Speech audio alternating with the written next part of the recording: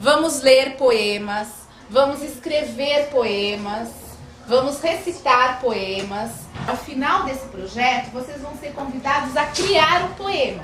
Tinha um percurso cumprido, né? Primeiro de saber um pouco o que eles já sabiam sobre poesia. Apesar deles estarem na 4ª série, a gente sabe que eles têm conhecimentos muito diversificados sobre todas as coisas. Muito do que eles sabiam tinham a ver com experiências da educação infantil. Eu tinha a impressão de que eles não tinham sido muito alimentados no ensino fundamental em relação às poesias. Água mole, pedra dura, tanto bate até que fura. Borboletas amarelinhas são tão bonitinhas, borboletas pretas, sol, escuridão.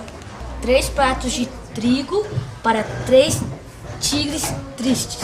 Borboletinhas na cozinha fazendo chocolate para a madrinha, discutir para atiçar olho do filho na do cacau. Eles tinham a expectativa ou a impressão de que eles precisavam saber mais do que aquilo, que na 4ª série não podia dizer que sabia só aquilo. Se aqui é letra maiúscula, tem que colocar ponto final, né? Só que agora eu quero que vocês escrevam uma poesia neste momento. Eu vou olhar, vocês vão olhar como vocês conseguem escrever agora no início do projeto. E depois a gente vai comparar com a poesia que vocês vão escrever no final do projeto.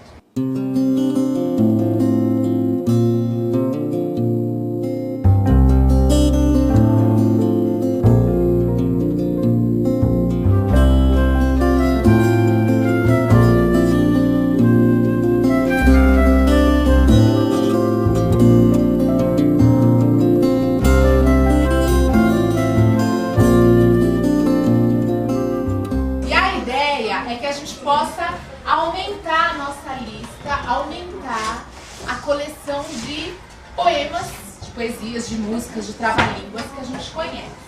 A poesia tem tudo a ver com a plumagem, o voo e o canto, a veloz acrobacia dos peixes, as cores todas do arco-íris. A poesia é só abrir os olhos e ver, tem tudo a ver com tudo. Quando ele está dizendo poesia é só abrir os olhos e ver, será que ele está só dizendo para a gente acordar e abrir os olhos? Não. Pra gente Abrir a mente. Abrir a mente, abrir o coração. Abrir a imaginação. Terminou uma linha, vocês disseram que é o quê? Verso. Verso é uma linha da poesia. Estrofe é um conjunto de versos. Eu sugeri que eles perguntassem quem é que poderia saber mais sobre poesia. As primeiras pessoas que eles sugeriram foram as outras professoras, né? Primeiro assim, professora que sabe, né? Aí depois eu falei, será que não teriam outros adultos? E alguns, talvez minha mãe saiba alguma poesia de antigamente, ou meu pai. Como é que vocês vão catar os poemas e trazer aqui para a sala de aula? Levar um papel, levar alguma coisa para apoiar e perguntar. Perguntar o quê? Se alguém tem alguma ideia sobre um poema. E se a pessoa tiver? Aí anota. Daí anota. Você gostava bastante de poemas? No colégio eu tive um professor muito bom professor de literatura. E com ele eu aprendi a gostar mesmo. De tudo, ao meu amor serei atento. E antes, e com tal zelo, e sempre, e tanto, que mesmo em face do maior encanto, dele se encante mais meu pensamento. É um poema muito famoso e muito lindo. Vocês perceberam do que fala esse poema? De amor. Fala de amor. Você gosta de algum autor que escreve poema? Eu gosto do Fernando Pessoa. Você pode falar algo para nós? Todos os meus amigos têm sido campeões em tudo. E eu, tantas vezes reles, tantas vezes porco, tantas vezes vil. Quem há nesse largo mundo que me confesse que uma vez foi vil? Estou farto de semideuses. Onde é que há gente no mundo? Por que você gosta desse poema? Sabe aqueles momentos que a gente está se sentindo pequenininho, triste, achando que a gente está com medo de uma situação assim? Esse poema me ajuda a desabafar. Descobri que as poesias falam de coisas interessantes, falam de coisas de cotidiano, não falam só de um amor piegas, enfim. Falam de coisas engraçadas, falam de bom humor, falam do cotidiano, falam de briga, falam de bicho. Então acho que para eles foi interessante poder ampliar esse universo de temas. O sarau foi um momento muito especial, né? Então a gente organizou o espaço, trouxe uns livros coloridos e preparou o ambiente para receber essas pessoas que iam ler os poemas para eles, né? Então não era uma atividade corriqueira, né? Essa leitura ela se tornou um momento muito especial e significativo para eles. Ser vizinho de gigante tem a sua desvantagem.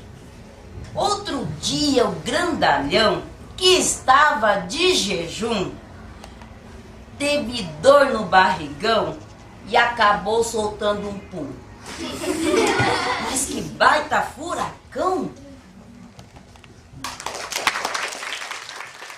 Senhor Deus dos desgraçados, dizei-me vós, Senhor Deus, se é loucura, se é verdade, tanto horror perante os céus.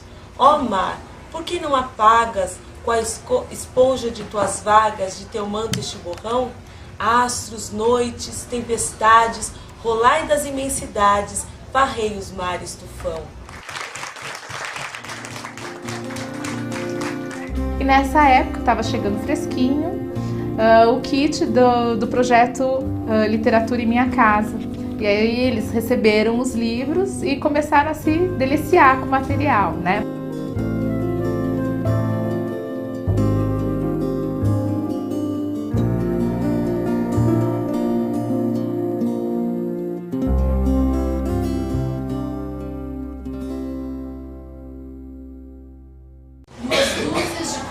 À toa que deixam a gente feliz. Pão quentinho de manhã, drops de hortelã, grito do Tarzan, papagaio que conversa, pisar em tapete persa, eu te amo e vice-versa. Então agora eu vou colocar na lousa essas frases do Otávio Roth. E cada um vai pensar numa coisinha à toa que deixa feliz. Jogar videogame na casa dos amigos. E ao cinema. Assistir televisão na sala. Jogar bola. Carinho de mãe. Pescar. Qual é o pedaço que rima? Qual que é o pedaço que rima? Janela. Tá.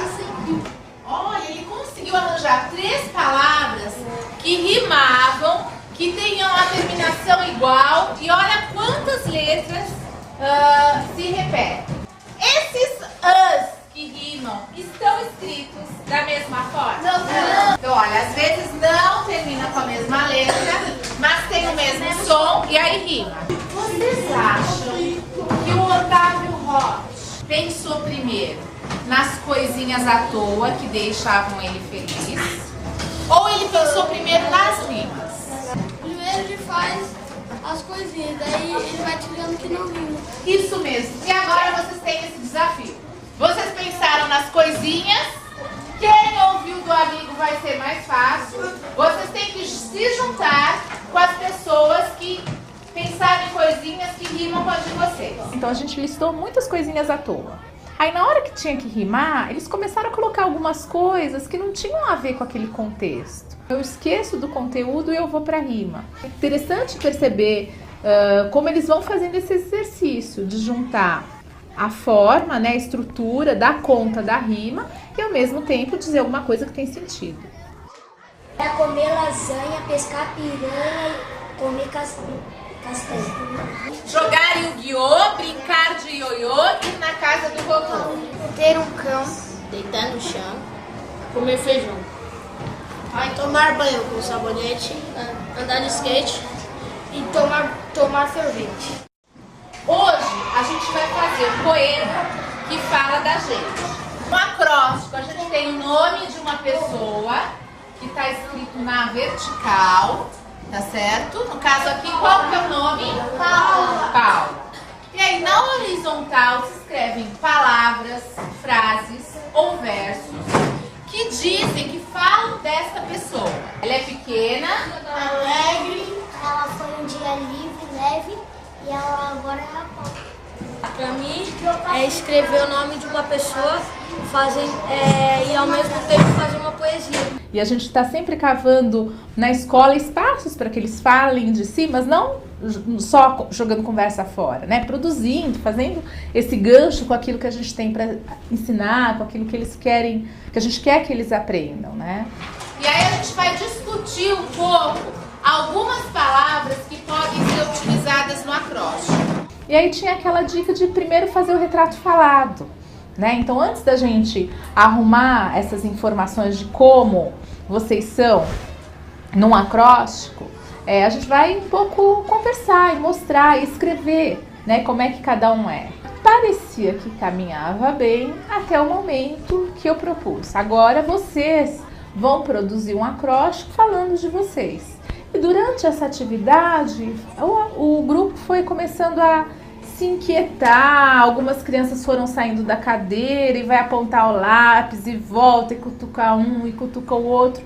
Enfim, aquela calmaria, ela foi se modificando, as ondas começaram a levantar. Na hora que eu fui para a lousa para levantar as características, né, e ajudar um pouco a levantar características com cada letra, para que eles pudessem aproveitar essas informações para escrever o próprio acróstico, foi crescendo um tumulto, um incômodo, uma bagunça. Um cutucava o outro, era o papel que voava para cá e para lá. Algumas crianças que estavam me chamando, me perguntando, estavam sentindo dificuldade em encontrar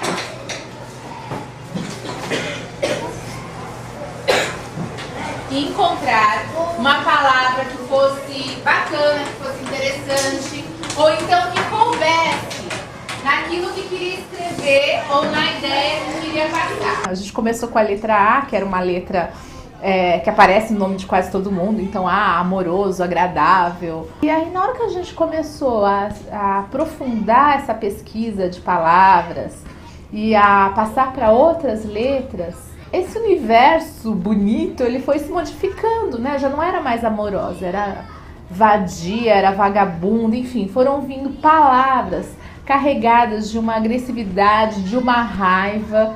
E aí o grupo começou a se desorganizar e a bagunçar, e aí eu não vou fazer mais. Será que eles não se acham no direito de terem essas qualidades positivas, né? Será que o que eles veem neles mesmos são só coisas feias e depreciativas? Será que eles achavam, que eu esperava que eles trouxessem essas figuras idealizadas, né? Isso dá raiva, né? Poxa, ela quer que eu fale de mim, mas esse não sou exatamente eu. E aí eu escolhi trabalhar com a música do Chico Buarque, com a Ciranda da Bailarina, que traz essa figura idealizada da bailarina, né? De alguém que é lindo, que não tem pereba, que não tem marcas, né? Aquele ser perfeito, né?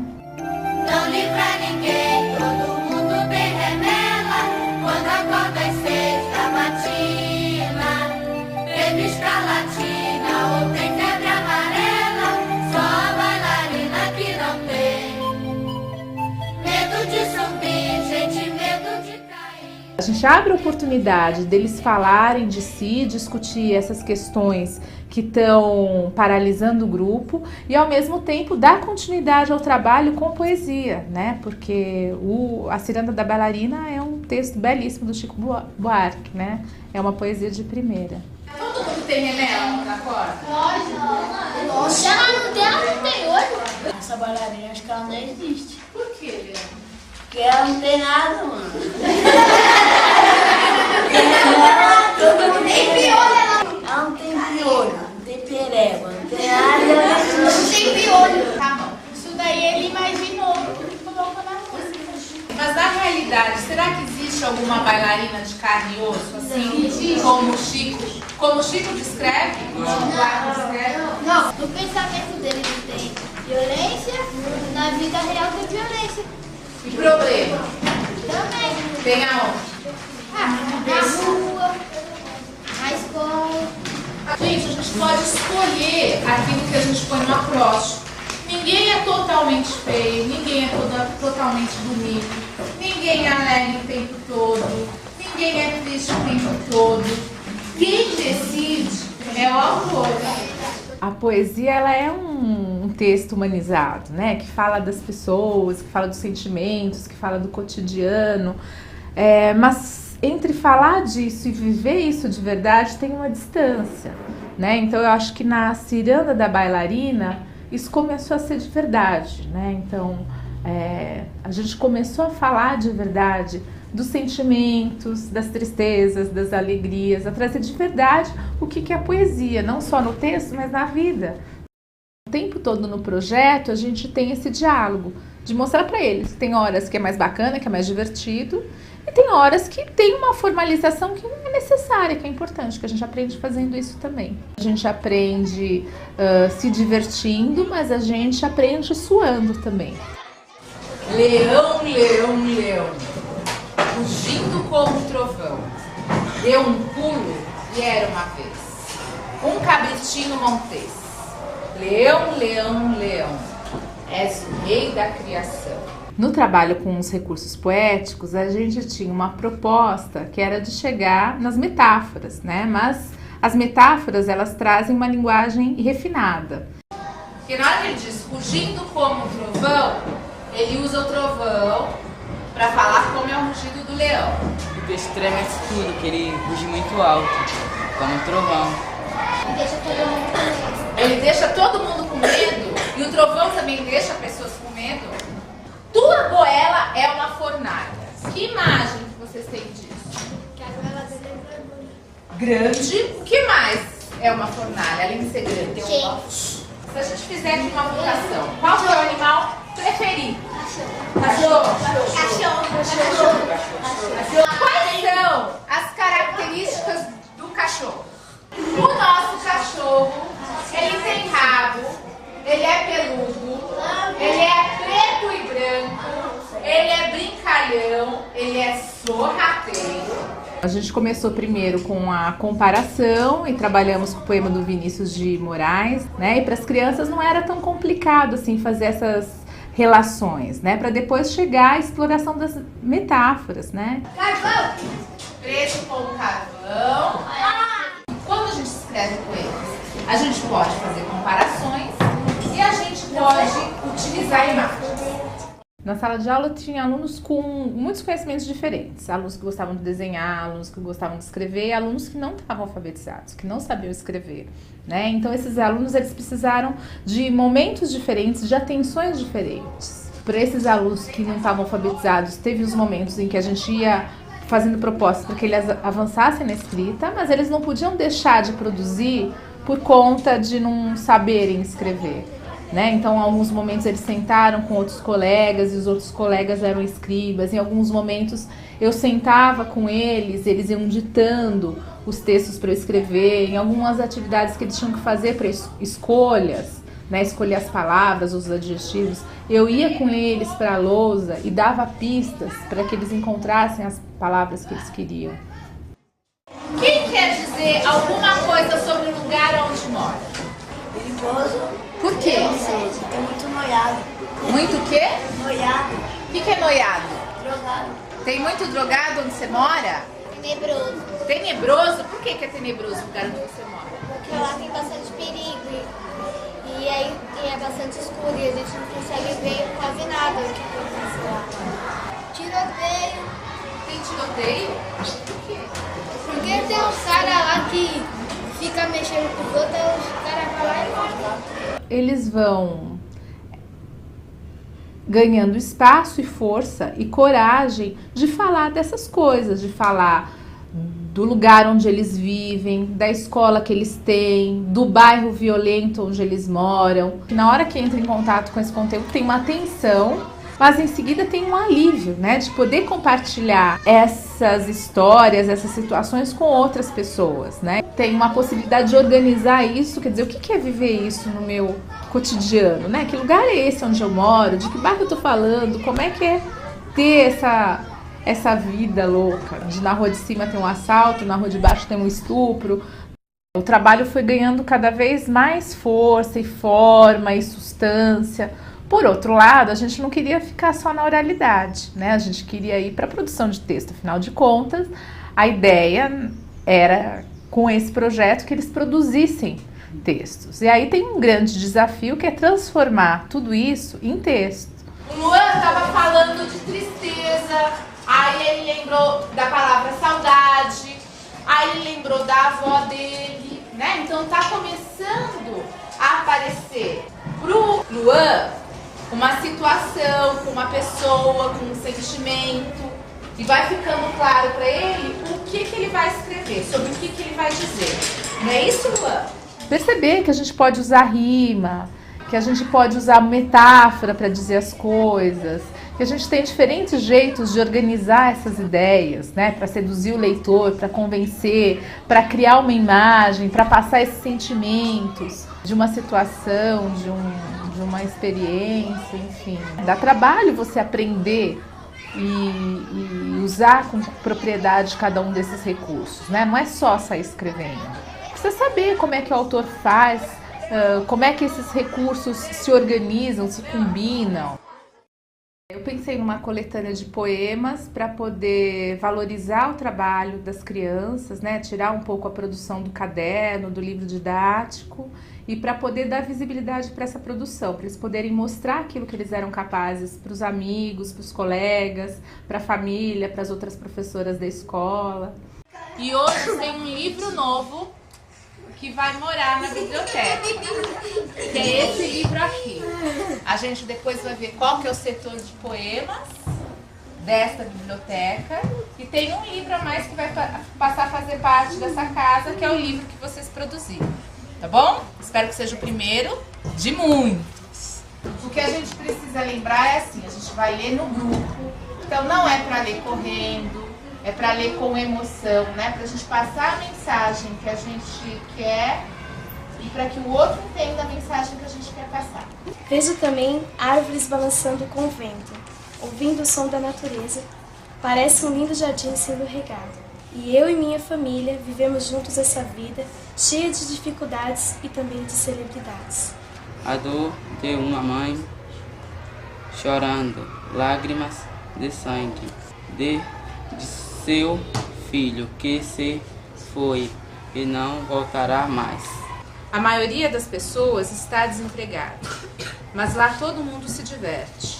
A maioria das pessoas quer ir embora da favela, porque favela não é lugar muito bom para morar. Paz na minha rua tem bastante, paz de amor, paz de carinho, paz de atenção. Natureza tem muita, tem tanta que eu até me assusto. Natureza na minha rua são passarinhos, árvores e plantas. Diversão é o que mais tem, eu mesmo amo isso.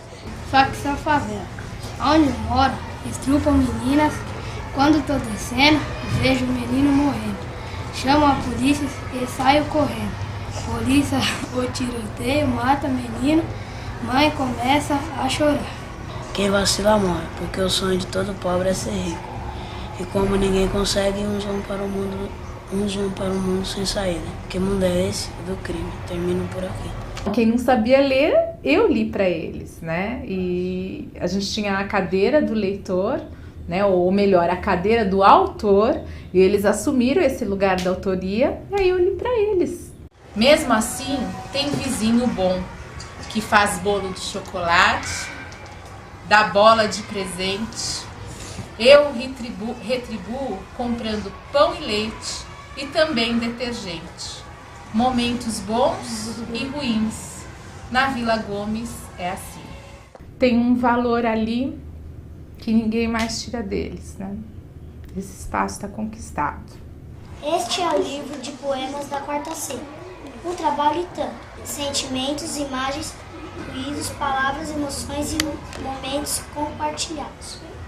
Vivemos o dia e a noite, o claro e o escuro, o bonito e o feio.